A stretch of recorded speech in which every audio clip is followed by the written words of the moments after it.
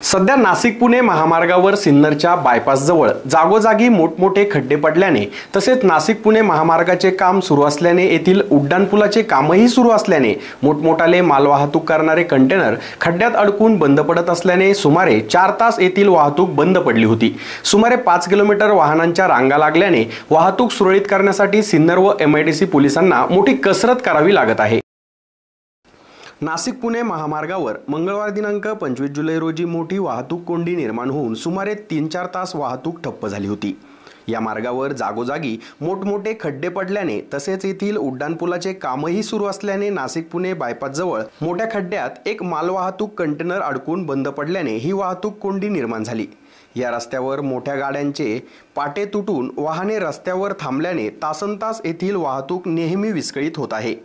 मंगळवार दिनांक 25 जुलै रोजी देखील दुपारी 3 वाजेच्या दरम्यान मालवाहतूक कंटेनर खड्ड्यात अडकल्याने वाहतूक विस्कळीत झाली।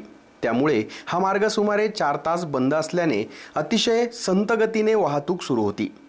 सुमारे 5 किलोमीटरपर्यंत वाहनांच्या लांबच लांब रांगा लागल्या होत्या। यावेळी महामार्ग पोलीस, सिन्नर पोलीस स्टेशन व MIDC पोलीस स्टेशन या कर्मचाऱ्यांनी घटनास्थळी धाव घेत वाहतूक सुरळीत करण्याचे काम युद्ध पातळीवर केले। येथील रस्त्याबाबत वारंवार तक्रार करून देखील संबंधित विभाग या कामाकडे लक्ष न देता केवळ टोल वसुली करण्यामागे व्यस्त असून याबाबत असंख्य वाहनधारकांकडून नाराजी व्यक्त होत आहे।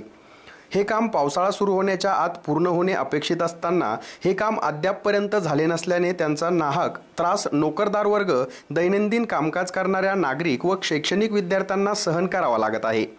यातील अनेक वाहने पास्ते घाटातून वळवण्यात आले होते। प्रमुख रस्ताच बंद झाल्याने या मार्गावर वाहनांच्या लांबच लांब रांगा दिसत होत्या। SN न्यूजसाठी समाधान आव्हाड।